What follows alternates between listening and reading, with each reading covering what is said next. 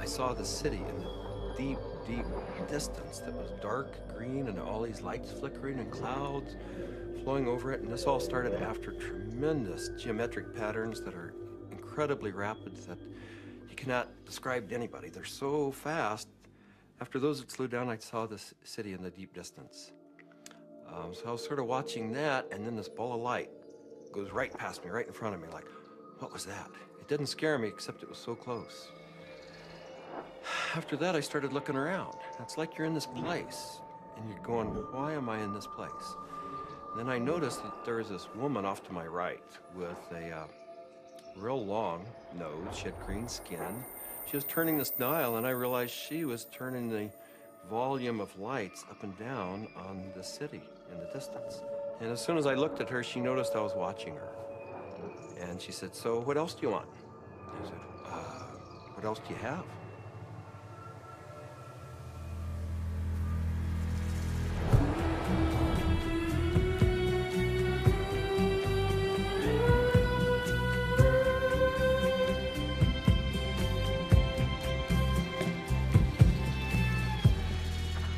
This is the story of DMT, or dimethyltryptamine, a simple compound found throughout nature which has profound effects on human consciousness. One of the things, besides what it does, one of the things about DMT that always fascinated me was the fact that it's such a simple molecule. DMT stands for dimethyltryptamine, NN dimethyltryptamine. If you actually look at the ring structure of DMT itself, you only have really 4 positions that you can attach things to. So you can make diethyl or dipropyl. There are some other types of carbon chains you can attach to that end that do give you compounds that have activity, but very different from DMT. It biosynthetically, it's 2 steps from tryptophan. Right, 2 trivial enzymatic steps from tryptophan. Well, tryptophan is an amino acid, of course, and it's everywhere. So all organisms have tryptophan, and all organisms have the 2 key enzymes that lead to the synthesis of DMT. And these enzymes are very ancient enzymes. They're all over the place. They're, again, part of basic metabolism. So theoretically, anything could synthesize DMT. DMT is astonishingly widely available in plants and animals all around the world, but so far nobody really knows why it's there or what its function is. That's the $64 billion question, is why is DMT in our bodies? Why is it in plants, in all sorts of mammals? What is the role it plays in humans?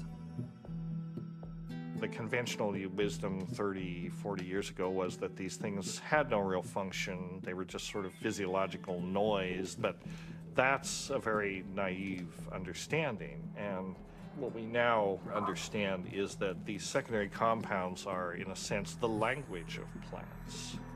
These are messenger molecules. This is what plants use to mediate their relationships with other organisms in the environment. Why is it that human beings' central nervous system are wired to receive this experience? Must be that, there's important information to be learned. So I don't think it's universally present in nature by accident. It has a real function. We have co-evolved with these plants. There's a purpose and a meaning to it.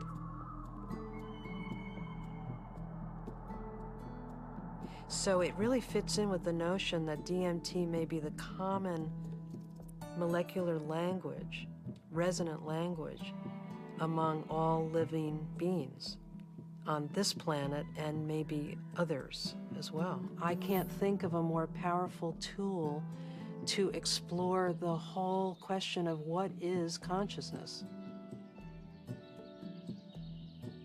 these substances are tools that can be used to expand awareness in all areas of life and apply that expanded awareness for the betterment of people's lives and their communities, their families, and our society.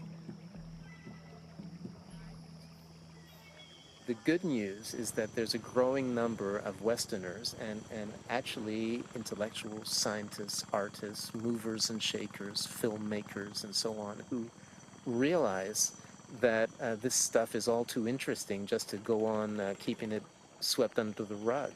And meanwhile, the Inquisition was a long time ago, the birth of rationalism was a long time ago. At this point, there's no good reason, apart from bad habit, to keep up these barriers. With the help of two concepts that are traditionally opposed, science and spirituality, we humbly reintroduce psychedelics back into the cultural dialogue. DMT, the spirit molecule, you know, it's a conundrum, it's a paradox.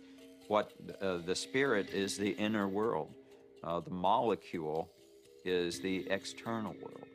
So the psychedelics or entheogens take us from the science to the spirit.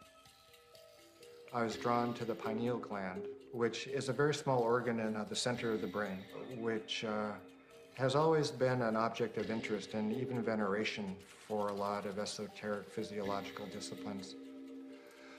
I thought, you know, it wasn't totally crazy to presume a pineal site of origin of DMT. Which, you know, fit in nicely with my theory that the pineal was somehow involved in naturally occurring mystical states. This hypothesis proposes that the pineal gland at certain times, when it's under a specific stress or stimulation, it releases a significant amount of this hormone, DMT, and it's that hormone that facilitates the entering and exiting of the soul in the body. This is what the Jewish sage mystics have been describing in a coded language for literally thousands of years. Through meditation, through fasting, chanting, any number of techniques, there might be a burst of endogenous DMT that was correlated with mystical and near-death experiences. And I had this theory that there was a big similarity between psychedelics and experiences that were possible with a lot of meditation. And that was one of the original findings that led me to start looking for a spirit molecule, for a compound in the brain that elicited mystical experience.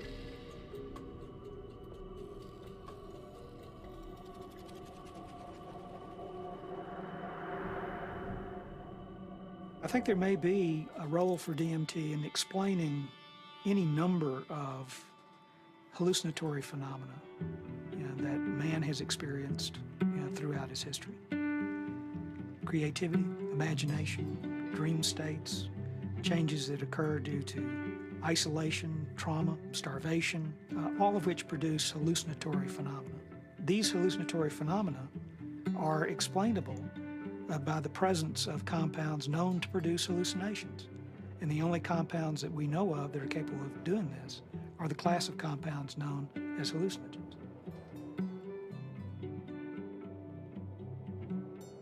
When thinking about spiritual states, I think endogenous hallucinogenic compounds and molecules that the brain can potentially release are probably very relevant to this topic, because on one hand, they may really help us to elucidate what is the neurochemical mechanism of these experiences. I mean, if we can say that there's a release of endogenous opiates, or we can say that there's a release of dopamine or something like that, and we can measure that release and we can see where in the brain those different molecules go, what receptors they activate or deactivate, and hence we can really learn a lot more about what these experiences are, because it really can allow us to match up these experiences that people have with hallucinogens, as well as understanding where they are related in the context of the brain's receptors and the different parts of the brain that may or may not become active.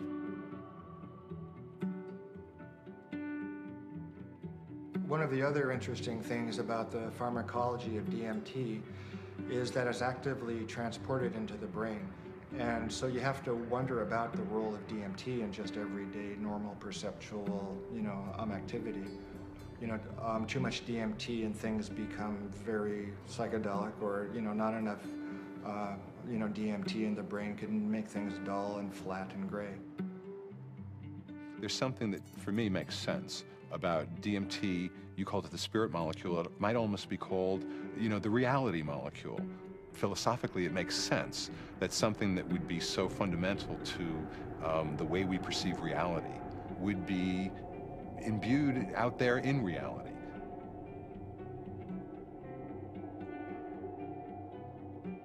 There was a sense around it that there was something special, that it wasn't like anything else. There wasn't like other psychedelics. Its intensity and speed was such that it really produced a different kind of response. I mean, I remember almost getting the sense that it was kind of like a psychedelic bungee jump, that there was a kind of raw leap into this rapidly changing environment that was very different than the more gradual approaches of other psychedelics.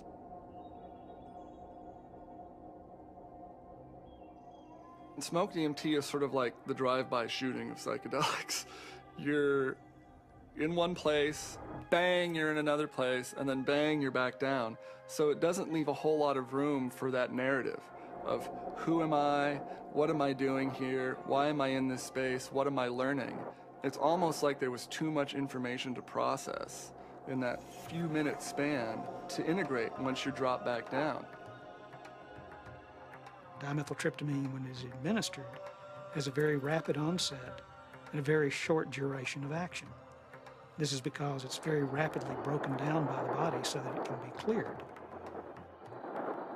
DMT is rapidly degraded by an enzyme in the liver called monoamine oxidase, or MAO. That's the reason it's not active when you take it by mouth.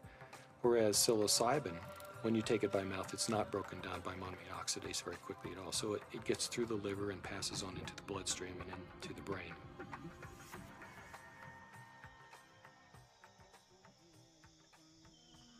Yeah, I'm very interested in ayahuasca. When I began my studies in the early 1990s, ayahuasca was just starting to make inroads into the West, but it's obviously become a lot more popular in the last 10, 15 years. And the visionary ingredient in ayahuasca is DMT. Through some amazing feat of pre-literate chemistry, the Amazonian natives stumbled upon or combined whatever. I don't know how they did it, but they found that one plant contains DMT and one plant contains an enzyme inhibitor. Combine them, you can drink DMT and it's orally active. So it starts working in a half hour, it lasts for 3 or 4 hours. And you can, maneuver a lot more comfortably within that state than you can when you're just smoking it or injecting it. Orally active ayahuasca tends to pick you up and gently carry you into the space and hug you and embrace you and clean you and show you all sorts of mystical visions, and then it very gently brings you back down like you're floating on a feather back to the ground. As valuable as my DMT experiences have been, I feel that there's a lot more enduring value, really, in this folk technology, which stretches it out and makes it a navigable space.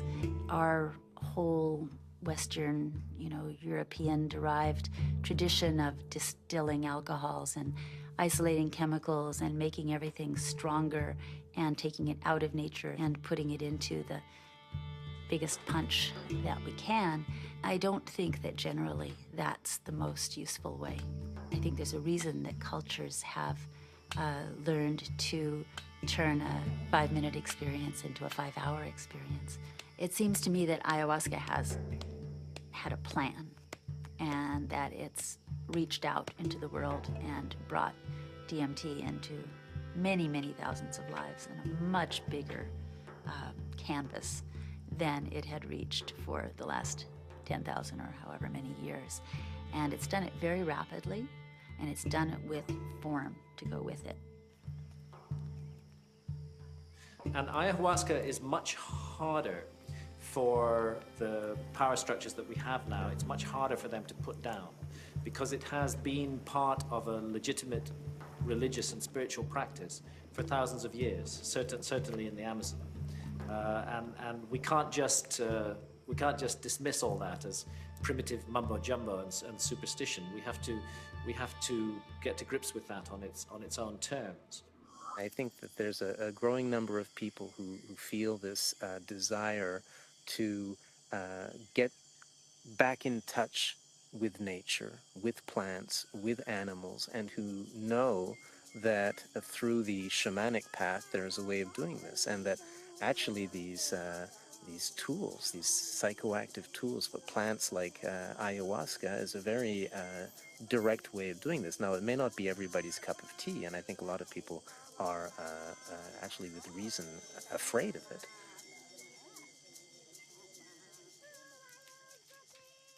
I think like a lot of people in my generation, I first heard about DMT through Terence McKenna. It was a very funny way to become aware of such a powerful and interesting and anthropologically rich topic as a compound like DMT, because it really became more, it was almost more of a concept than something that people were necessarily taking.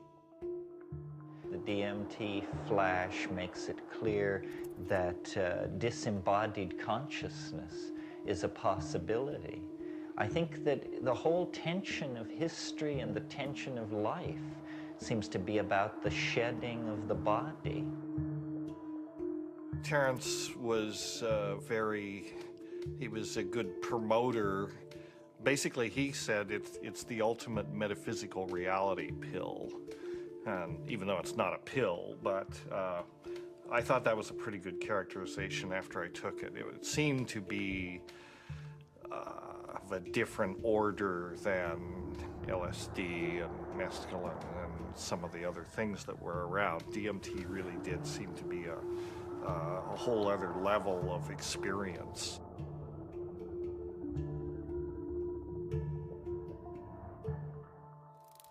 I ask that you suspend any opinions, either negative or positive, about these compounds. Whatever you believe their value to be, they continue to have profound effects wherever we find their use, whether it's contemporary Western culture or in the Amazon rainforest. It was in the 50s that the ayahuasca churches started going public. You know, there was a kind of transition from the indigenous Indians in South America to the mestizo people in the cities, and then these churches, you know, the Santo Daime Church and then the UDV Church a little later, started doing ceremonies that would made the ayahuasca accessible not just to Indians, but to urban people in the big cities in Brazil, who are as far from the shamans as we are. In the early 1990s, the UDV established a branch of their church in the United States. In the late 90s, the U.S. Customs Department, along with the DEA, intercepted a shipment of ayahuasca.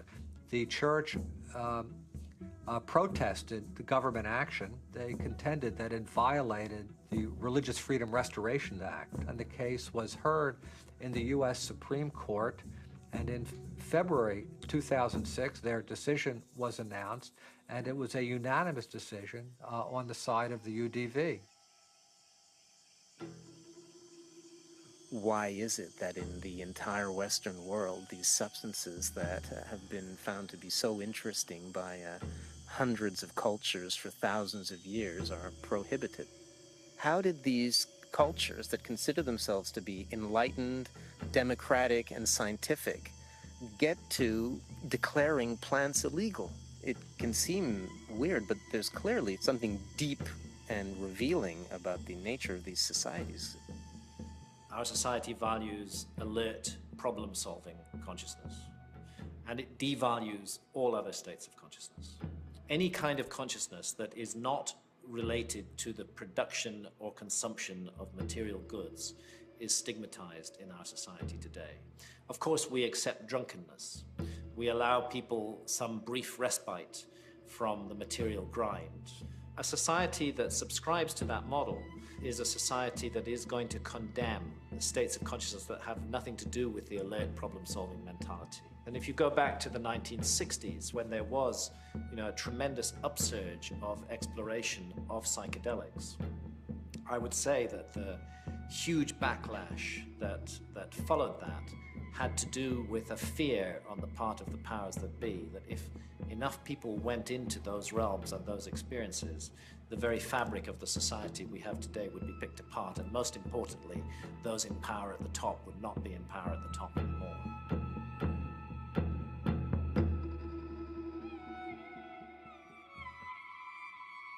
There was an optimism that was ungrounded, that Vietnam was happening, that all this real stuff was going on, and that the psychedelic movement wasn't really addressing that in a real way, and that Timothy and that bunch sold us a false bill of goods that didn't really work. We are now, whether we like it or not, in the psychochemical age. In the future, it's not going to be what book you read, it's going to be what chemicals do you use to open or close your consciousness. Chemicals can help us learn faster. Chemicals can help us expand or contract our consciousness. The atmosphere in the 1960s was, we are doing research here. We are dedicating our lives to trying just about everything on the planet. So we would try it, then we would talk about it, then we would evaluate it. We regarded ourselves more or less as spiritual pioneers. I mean, the way I look at the 60s, you can see it as a kind of failed attempt at a mass cultural voyage of initiation. So people would try to go out into these other realities, but they didn't have a basis for it. There weren't wisdom traditions and elders. There weren't connections of shamanic lineages. So people would go out and they would kind of smash apart. Timothy Leary really so discredited a scientific approach to studying this, because he started off doing interesting research and then got into advocating use in a way that was incredibly threatening. Culturally, we reacted, and politically, it became impossible to do this sort of research. Funding agencies didn't make resources available. Regulatory agencies increased the practical hurdles for initiating this kind of research. And I think people who had interest in research of this type largely were discredited because of their interest in the research.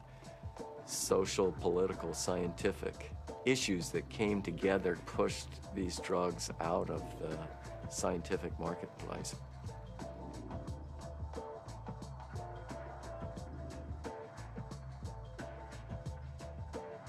The public opinion in many cases had become that psychedelic research was dangerous.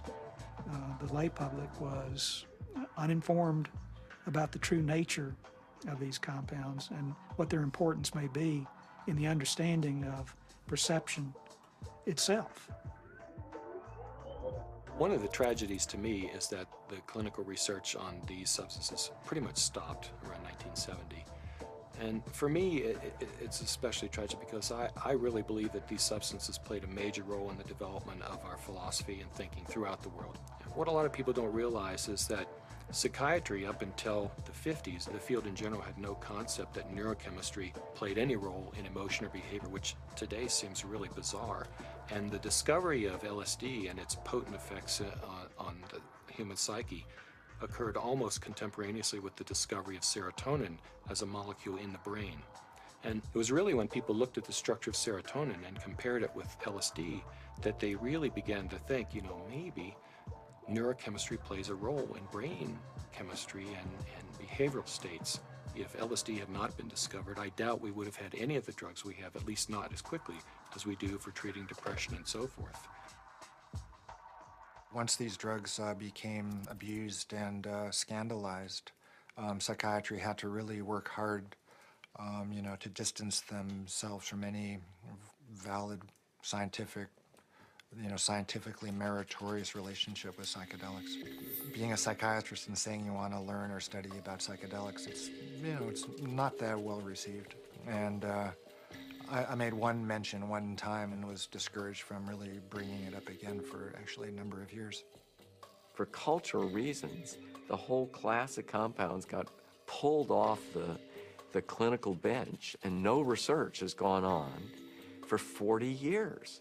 So scientifically, I can't imagine a more exciting area to be pursuing.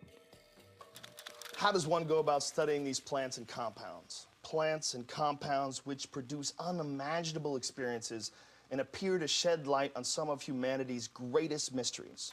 In order to answer that question, Dr. Strassman conducted the first human psychedelic research in a generation. One of the things that I had established early on was being able to discriminate between studies in the scientific realm and recreational use. But in the early 1980s, I reviewed all of that literature and could pretty well establish that if people were really carefully screened and supervised and then followed up, that the incidence of adverse reactions to LSD and related psychedelic drugs was extremely low. The drug or the compound or the chemical that seemed like the best candidate to sort of reopen the U.S. Front on psychedelic research would be DMT. It was really, it was exciting for me because I thought this is the first study in a generation. And not only that, despite the fact that DMT had been used safely in earlier studies and it was this natural component of the brain, DMT is one of the most profound and potent psychedelics known. So it wasn't just an initiation of clinical research, it was a reinitiation of clinical research with an extremely potent drug. I was of the strong opinion that you could do these studies, and Rick agreed. So we had a number of discussions, and at some point the discussion came up, Dave, what if I do all this paperwork and spend all this time and get to the end of things and I'm ready to go and I can't get the DMT? And that was a real possibility because DMT, clinical grade DMT, wasn't a chemical you could just buy off the shelf somewhere. And I told Rick, if you get to that point and no one will make it, then I'll do it. And ultimately Rick got to that point and I made it. The design of the study was fairly straightforward. Give people DMT and measure as many variables as possible. I had to sort of anticipate a lot of objections that would come my way from the regulatory agencies that oversee this kind of research. So at that point began a 2-year process of dealing with not that many regulatory agencies, but fairly monolithic ones. One sort of a sidelight of the protocol was the involvement of a psychiatrist from UCLA named Daniel Friedman. He was kind of one of the grand old men of American psychiatry. And actually, he was one of the people who in the 50s and 60s got their start with psychedelic research. And the main thing that Danny Friedman told us was, don't even get close to psychotherapy. Forget about treating mental illness or alcoholism or anything. Forget that. That's where all the hysteria is. That's where all the fears get up. You're a scientist, Rick. Approach it as a scientist. Do basic, simple measurements. Look at heart rate, cardiovascular parameters. You won't get in trouble doing that. You can get it funded, and it's solid science. Rick did what he said, but then he still was able to get these, accounts of what happened. And that wasn't in the plan. That wasn't really what was proposed in the studies that were funded, and that wasn't what Danny talked about. But those were the spin-off that really made it interesting. Rick Strassman was advertising in some magazine somewhere about wanting volunteers for a particular study in a psychotropic, and I didn't really know I didn't know DMT from STP at that time. And I remember reading that and I'm thinking, oh my God, this is bad. I better get involved in this and make sure that somebody doesn't get hurt, and that at least there'd be some sensitivity towards what this stuff is really about. I met Rick's research nurse at a party, and she heard me talking about that I had used peyote ceremonially, and she took me aside and said, there's something that you might be interested in. We're looking for subjects, volunteer subjects, for some unusual research. I was a little concerned that the study participants might be a little obnoxious. Maybe that's not the right word, but you know, people that were just seeking to do a lot of drugs, and they were very professional people. There were varying degrees as to how much hallucinogen use they had been through. It seemed like there were some people that it felt like they had made it their life mission to experience every kind of substance out there, and then other people who I think were just interested for their own personal growth and or curiosity. Once we actually got into the preparation for the actual trips, Rick asked me about roller coasters. Do you like roller coasters? You know, the sensation of going up really high and then slamming back down towards Earth. And I said, no, I hate them. They're horrible.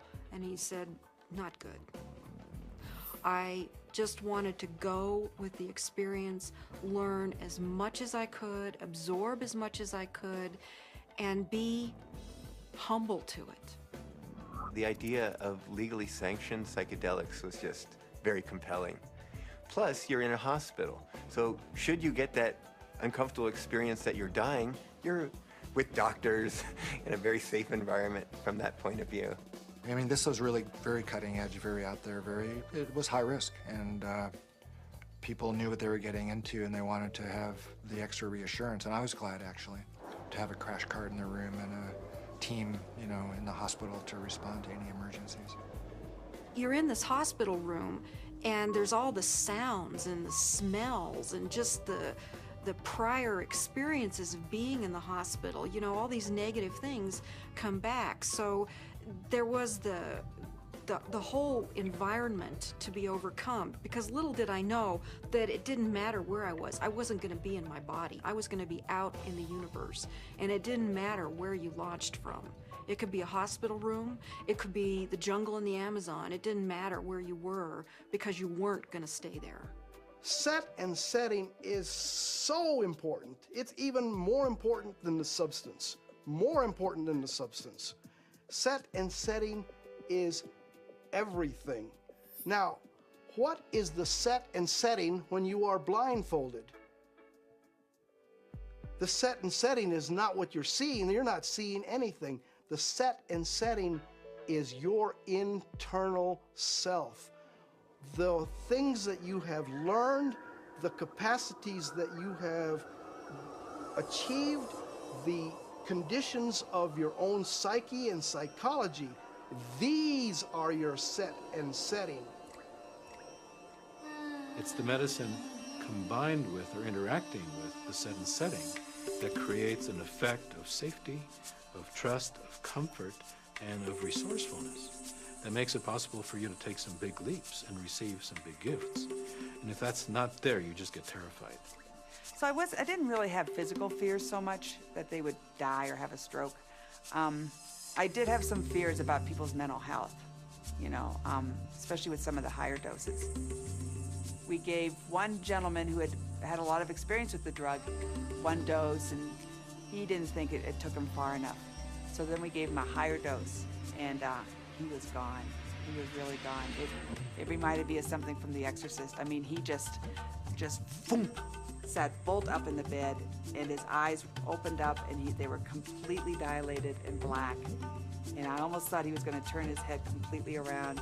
And I remember looking at Rick, and Rick looked at me, and I thought, oh my God, he's gone. I hope he comes back. And he did. The countdown was like, you know, counting down for preparing for your death, like waiting to surrender. And you'd feel the coldness, and the coldness just going through your veins, and it's really indescribable. It's hard to, you know, it's like ice going through your veins. And the next thing that would happen, besides my racing heart, is this burning sensation would happen on the back of my neck. I mean, this was reliable. This is like clockwork. This happened every time that you shot me up with DMT. And then there'd be a hum, and the hum would get louder and louder, and to the point where it broke apart everything that I was or knew it was just this. It just got louder and louder until you just had to surrender to the sound. And then you were there. I would get a warm, full feeling, a golden feeling in my chest before it went to my head. And I'd feel this warm rod, about 1.5 inches in diameter, start growing up inside my central channel. It would come up and sort of slow, warm up my chest, go up through my head, and slow down and put tremendous pressure in my sinuses behind my eyes, and slow down. Start to grow and distend the skin behind my forehead about 1 inch, behind my hairline. And when it had, I was afraid it was gonna pop my skin a few times because it was a very physical feeling. About 1.5 inches, 2 inches above my skull, when it popped through there, then the psychedelic trip would start. I thought I died. I saw the white clouds, the Renaissance white fluffy clouds with the gods and the angels and all that stuff is what I saw. I thought I was dying and going out, but I did take a quick look at Cindy and a quick look at Rick because I had my eyes open, and they were both there watching, looking very calm. And I go, oh, that's really good news. My body looks fine.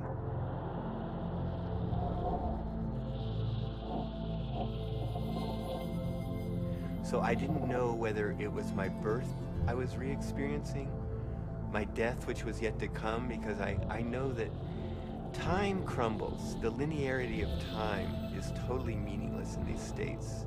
You are at the Godhead, the point where all time folds in on itself. More and more layers of my humanity start peeling off. Finally, the last, almost the last layer, and I can't even describe what it is, but you have, at some reaches way in there, there is like the last layer of that which defines you as a human being, and it goes click. You are no longer a human being. In fact, you're no longer anything you can identify. There was no concept of time. It was so disorienting. I was so terrified. I have never in my entire life been so terrified to be blasted out of my body, to leave my body behind, to be going at warp speed backwards through my own DNA, out the other end, into the universe. And so I went right into this white light. As soon as I went into it, I lost any sense of being different, any sense of what I was doing, past, any sense of future. It was absolutely blissful and euphoric, and I just felt like it wasn't I. I was everything. I was the light. There was no sense of separation, no shadows, no differences, no past, no future. It was all present and white to yellow light. Then I felt myself falling out of this light, and as I fell out of it, I could feel the light was like a glow, like the sun with flames coming out and lapping out, and I could already start to feel this tremendous separation. I reached across, and it was suddenly I'm in the universe, in this huge void, with these beings on the other side, and I put out my hands, and this incredible rainbow of pink light went between me and these entities. And I was trying to make it be like a white light, but it was this incredible pink light, this energy of love this capacity of love that we as human beings have, that I was trying to just send to them. This meteor-like trip through the infinite space of the interior consciousness is up pops the picture puzzle pattern door. And I'm now whizzing through this sucker like if it was nothing. I'm flying through it. But now I know what the picture puzzle pattern door is. The picture puzzle pattern door is the farthest reaches of your humanity. This is the doorway into what defines you as a human being. When you go past that, you stop being human to a degree, and the further you get past this point, the further away you go from being a human being. But right here, this picture puzzle pattern door is everything. It's everything. It's what defines you as a human being. This picture puzzle pattern door is you. This is like the actual core of where all of reality is emanating from. This is where meaning comes from. Symbols were pouring out. They were intertwined. Every symbol and letter and in every language was pouring out of this point. And I looked around at my environment and I was trying to absorb everything to understand, but there were all of these machines or structures or things that I had never seen before, that I had no idea what they were. I was like a caveman in a computer lab. I didn't have any idea, but I knew in my intellectual awareness that this was a very advanced civilization or life forms or whatever they were. They were so far advanced from what we know here on Earth. There's one state in it, I call it the hobby horses, and they're interlocking, reticulating, vibrating hobby horses. And I use that's what they seem like to me. They interlock and they form a visual pattern that seems infinite in scape. And then you're on the inside, outside, inside, every side. And so it's less possible to use, words sort of start to escape you. The texture of the space was very much like an animated Mexican tile. It seemed to be hyper vivid in color, in a Technicolor sense, but also very clay-like and earth, like with an earthen, pointing towards earth, but not really being of earth. And there was no I. There was just a sense of a witness being suspended in this incredible vaulted space, like a cathedral made out of stained glass of all imaginable colors, unbelievable brilliance and saturation of color. Just this amazing pattern in this dome, this gigantic dome. It felt like the size of of a small planet. And there were these winged beings. I don't remember exactly what they looked, but were like angels, something like angels, that were majestically kind of flying through the space. But there was something about the quality of how they were flying that was unique. I'd never seen anything like it. It was like, I don't know, the sense of another realm that was there. My sense was at some point there was this implicit sense, this is the divine realm. This is the divine realm. And it was not like a thought, but it was like this implicit kind of grokking recognition. It was all very, very impersonal until I got to the space where I realized that I was in the area where souls await rebirth. And I was there, and I had been there so many times before.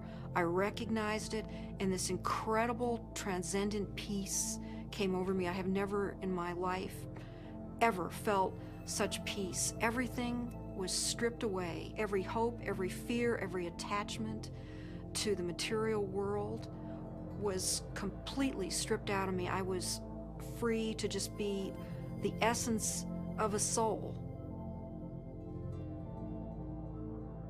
After the medicine wore off, there is that familiar sensation of kind of coming back into the body.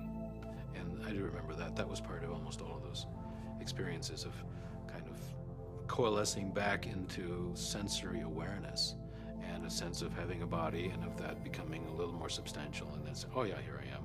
And I live in a body and I'm okay. So Laura removes the eye shades. And I ask, not really with my eyes open quite yet, I ask, how long was I gone? because I needed to know. And Rick chimes in like 15 minutes.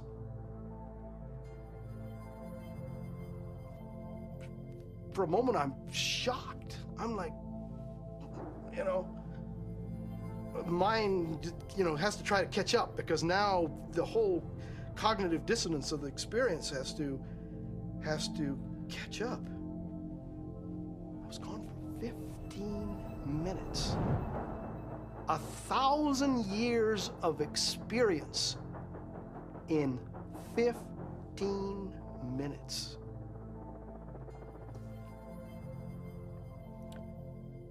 Well, to say the least, it was profound. It was profound.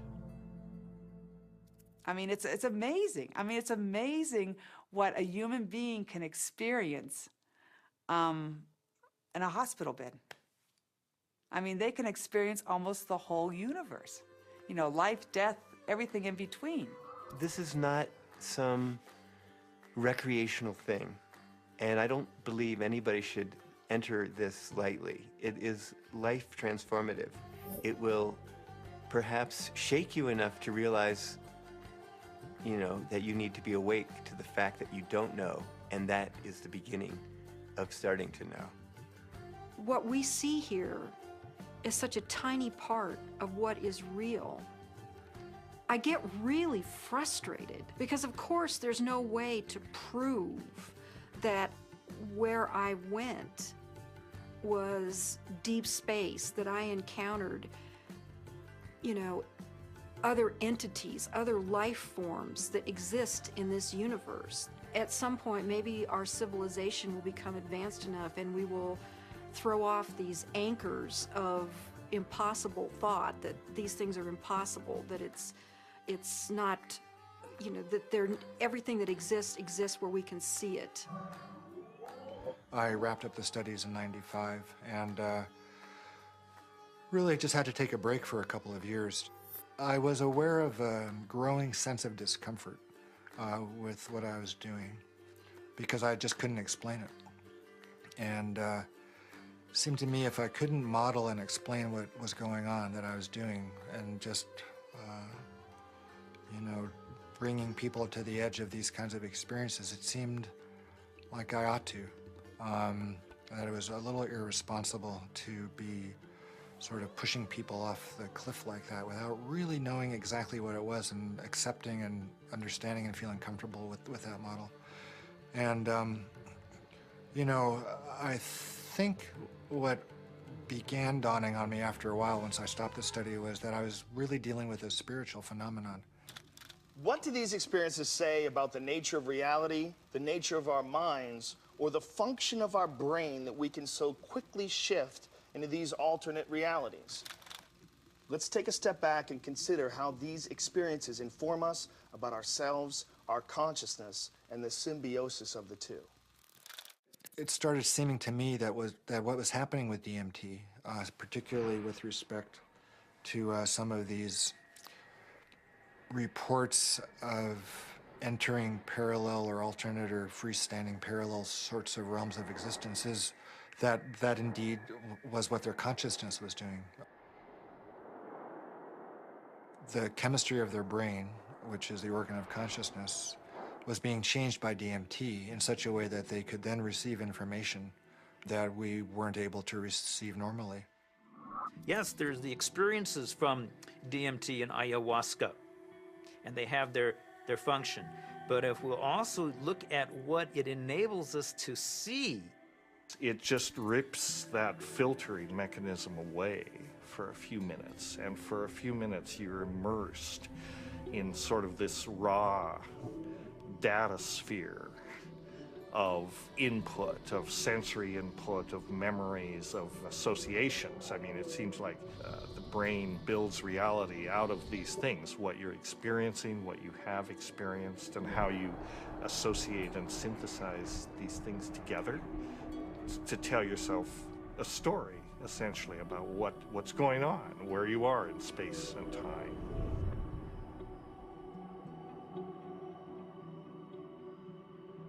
It's the brain that helps us to process all this information and to create for us a rendition of what our world is all about. But we're trapped within that brain. However, in spiritual experiences where people feel that they get beyond the self, in certain types of psychedelic experiences where you have incredible sensory and other types of phenomena, people really feel like they are able to kind of get outside of their brain. We have to take a very big look at what is going on within them when they have the experience and try to understand how it happens physiologically and try to make sense of it from the subjective perspective as well as from the objective perspective. I don't think you can just say, let's just explain it away on the basis of science. What I was doing early on when I was hearing these reports were interpreting them, calling them psychological or brain chemistry aberrations or whatever, that there was a part of the brain that was being dinged that was responsible for the alien appearance phenomenon. This is not a new phenomenon. Entities in altered states, have been recognized for an extremely long time in many cultures over the millennia.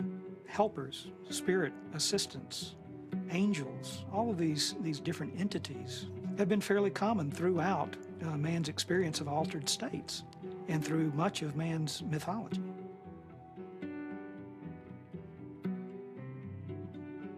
But I don't think it's out of the realm of possibility that people are in some way interacting with some sort of an intelligence or sentient being or something that exists at some level that's not in this three-dimensional physical plane. I'm looking at it from a sense of, okay, is the drug healing you? Is it helping you? Or is it giving you the tools? What are you bringing back?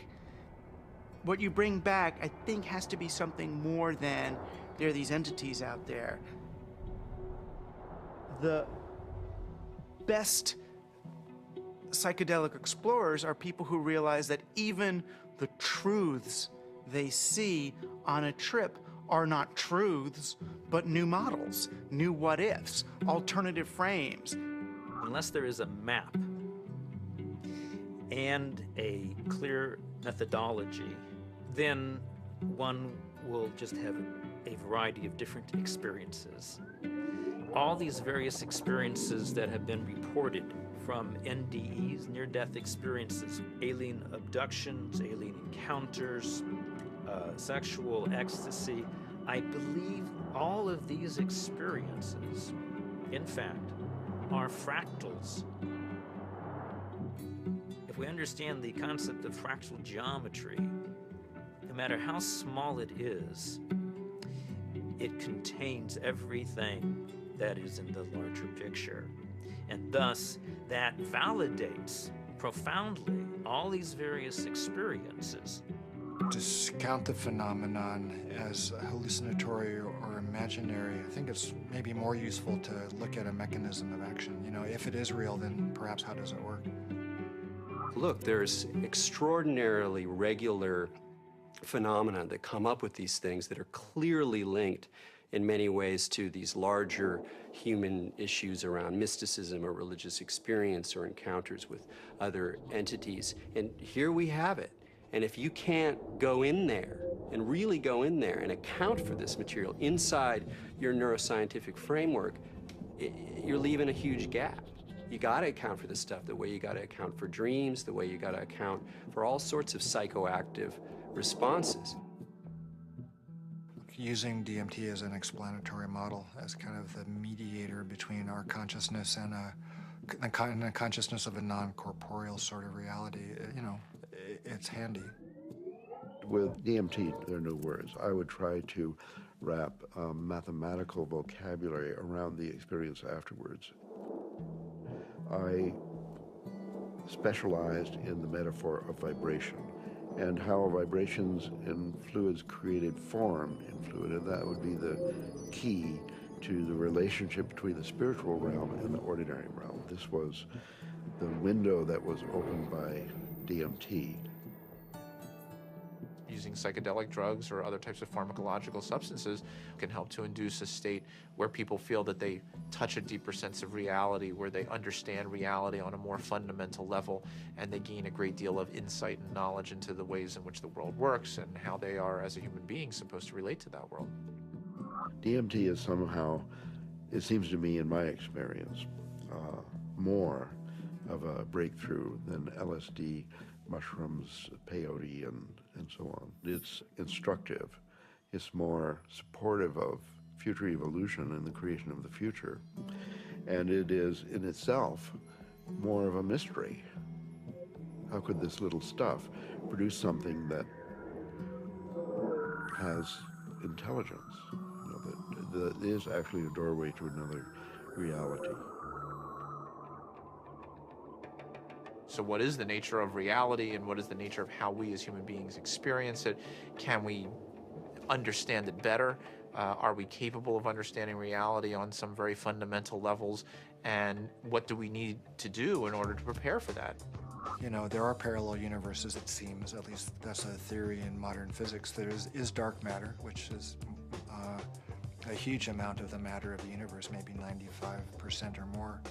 As radical an idea, it's just a logical extension in some ways of, instead of using a machine to see more than we normally can see, we're using the brain. There are fields which are undiscovered so far, which have nothing to do with anything that is discovered so far. The gravitational field, was unknown before the year 1604. The electromagnetic field, unknown before the year 1830 or something. All of these, what we call the fundamental fields of mathematical physics, are new discoveries.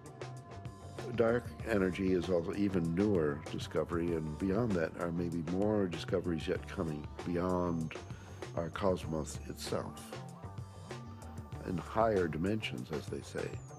I still don't have very much use for the concept of God, but I do believe that there are higher levels, transcendent levels of reality, and I'm actually now starting to really believe that the brain is not the source of consciousness, is not really who we are, but it's more like a radio tuner for something way bigger. Are these experiences, spiritual experiences or otherwise, are they created by physiological processes, or is the brain itself responding to something that's going on? And the fact that somebody may actually find a way of turning on their brain to spiritual experiences, again, I mean, I'm not sure that that necessarily diminishes the reality or the realness of what those experiences are about. If the pharmacology or the psychopharmacology of psychedelic experiences turned out to be essentially the same as religious or spiritual experiences, it would help us to understand where these experiences are occurring within the human brain. I'm actually quite convinced that we're probing the biological basis of moral and ethical behavior. I think these primary religious experiences really are at the bedrock of the world's religions. The research and knowledge and speculation about the pineal body and DMT is in fact the hand of God that is interacting with our natural evolution to stimulate and accelerate the process of redemption of individual and of collective global enlightenment. Because of my ayahuasca experiences, I consider myself a spiritual person. I know things now that I could never have known otherwise. This experience is so familiar for a lot of different people, and is so easily acquired, and so much information comes with so little effort that it is a kind of a miracle. It's a miraculous way for us to transcend ordinary reality and obtain maybe an intimation of what's necessary for survival. Ranging from new forms of medical treatment to a better understanding of the universe to life-changing spiritual revelations, these natural tools offer us the ability to seek greater knowledge.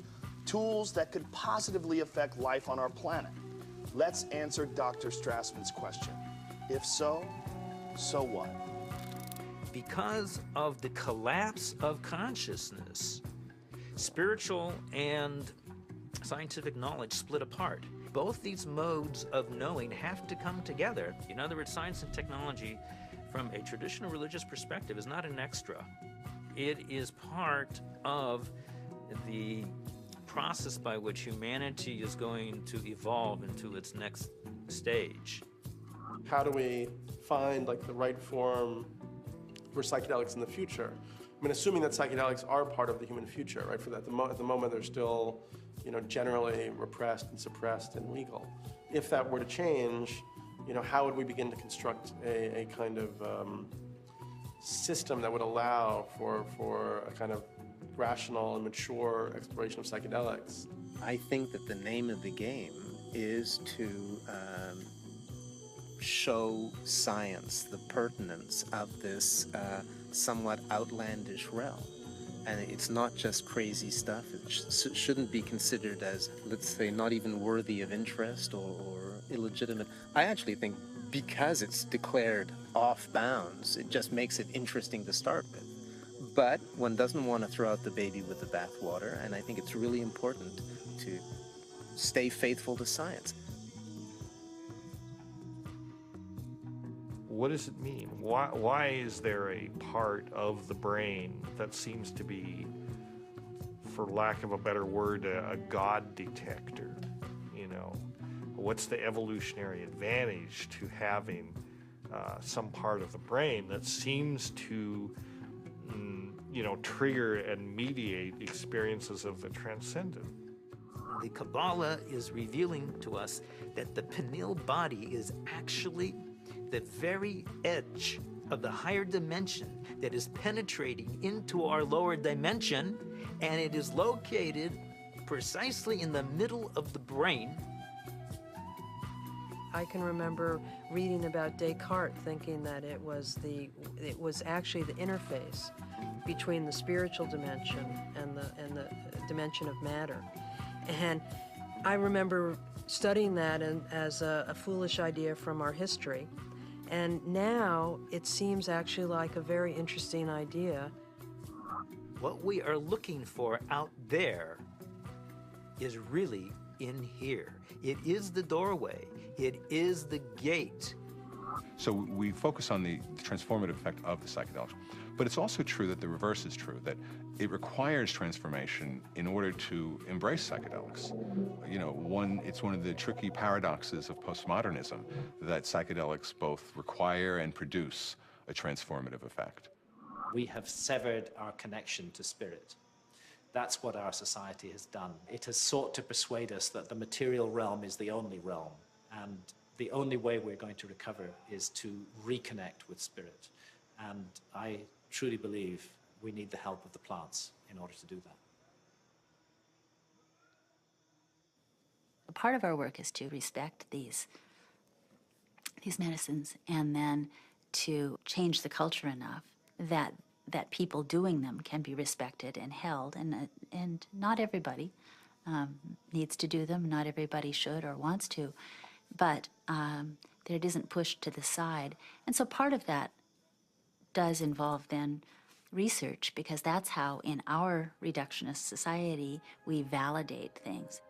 With the passing of the years and the opportunity for sober reflection, I think there's a growing appreciation that there may be something to gain from studying these compounds, that there's a lot we can learn, and there may very well be treatment models, particularly for patient populations for whom conventional treatments are ineffective, for whom the psychedelic model, when utilized optimally, may provide great benefit.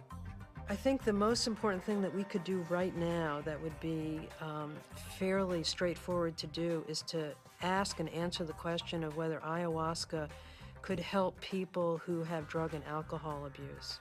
And given that we know that DMT and similar alkaloids have a very strong effect on the same receptor sites that are involved in depression, and the notion that most people, in my experience, who use drugs and alcohol are self-medicating a deep depression or an anxiety. I've had permission now over the last few years to utilize psilocybin, which is the active alkaloid in hallucinogenic mushrooms, in the treatment of patients with advanced stage cancer who have anxiety. We're treating the anxiety not the cancer. Now, psilocybin is 4-phosphoryloxy-N,N-dimethyltryptamine. So obviously, from a chemical structure point of view, very similar to DMT. Ultimately, what I want to do is see these things used in the way that they were used traditionally to heal people, help people. And right now, helping people come to terms with dying. It changes your whole relationship to your death, your impending death. Believe it or not, you're gonna die. And now, with this tool of having crossed over already, some of the fear around that will disappear. Now I'm beginning to wonder whether consciousness may actually survive biological death, that maybe the model that we've been working under in psychiatry and the behavioral pharmacology model is just wrong. It's backwards, actually. That consciousness is primary in the universe and matter is a result of. Utilizing substances like DMT or 5-methoxy-DMT may really help us prepare by practicing a transient dying experience. Thus far, we're observing very positive effects in regards to the nature of experience during the session and then subsequent effects on mood regulation and anxiety control, pain perception, and overall quality of life for cancer patients. By and large, our subjects do quite well in the time they have remaining. For those people who do come to terms with it, part of it is a recognition that these psychedelics open up a space that they weren't aware existed and sort of give them a vision of what could be past death, as well as a better perspective on the accomplishments they've made in life, a better feeling about what they've done in their own lives. But I think all people who have psychedelic trips and meditations and so on are poking more or less into the same higher realm and receiving some information from there. If we can develop this could be absorbed into ordinary science that we could approach with the scientific method and so on, then our intelligence, our capability of survival on planet Earth would be increased. I mean, we're a dying species. We live on a dying planet. We're killing the planet. So our disease is extremely serious. And therefore, we're desperate to find new information, ideas, and so on that can transcend. We have to evolve. And I think our intellectual evolution may be predicated upon the psychedelic pioneers. It's so easy to change the world. I mean, and that's the kind of thing that you can see on psychedelics. If you don't get trapped in the beauty and awe of the psychedelic experience itself. It's like looking through the chandelier of reality from a different vantage point. You can now project through those crystals in another way, and it's beautiful. But, okay, now come back. Now come back. I think if I ever were to resume giving people psychedelics, particularly DMT, it wouldn't be just to kind of tinker with brain chemistry and just see what's happening. I think one of the things I also learned in the research is that you just don't want to give drugs and see what happens. That's a little, I don't know if callous is the word, but that's the first word that comes to mind. I think if you're really going to open people up like that, you need to do it for a purpose, not just for scientific curiosity. And I'd like to be helpful rather than just sort of smart or clever. To my mind, is this kind of two-edged sword of simultaneously opening up to the numinous world, to the world of messages, the world of spirits, the world of entities, and at the same time rigorously taking that material into the acid bath of neurology, into sociology, into the ongoing construction of reality. And that the wisdom that these things bring is this kind of very tricky mixture of authentic religious experience with gods and messages and clear signs, and a sort of remarkable mirror of the mind. The curiosity, perhaps the uniqueness of the human creature, is that we live in both realms. We have the ability for spiritual experience, and we have the ability for physical experience. The agenda of the spirit world, if there is an agenda, is to allow us to experience our full potential and to deliver our full potential. And maybe the choices that we are making right now as a civilization and a society rebound far beyond ourselves. And I think DMT is a forcible reminder that there's a lot more about reality, the universe, ourselves, the biosphere, whatever, that there's a lot more to it than we imagine.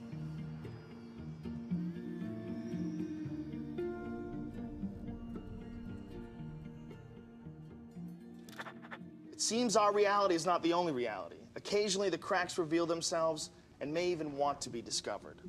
As humans, we are creatures that thirst for knowledge. We spend time, money, and infinite energy searching for it, in schools, in churches, in business, and in technology.